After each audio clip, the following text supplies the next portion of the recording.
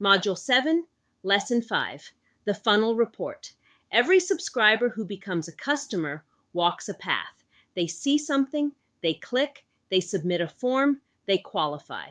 The funnel report draws that path with real numbers, so you can see exactly where people fall off. Open reports, then funnel. The funnel reads left to right. Impressions, the people your content reached. Clicks, the ones who acted. Submissions, the ones who gave you their email. Qualified, the ones who match your ideal customer.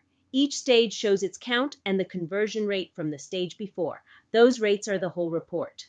Healthy funnels leak everywhere, but they leak evenly. The report's job is showing you the stage that leaks worse than the others. A strong impression to click rate with a weak click to submission rate says your content promises well and your form delivers badly. Too many fields, weak landing page, broken trust at the moment of commitment. The fix lives in Module 5. The opposite shape, weak impression to click, says the content itself isn't earning the action. Subject lines, post hooks, send timing. The fixes live in Module 3's AI subject lines and the heat map report coming next lesson. The funnel doesn't fix anything itself. It tells you which other tool to pick up. Funnels move slowly.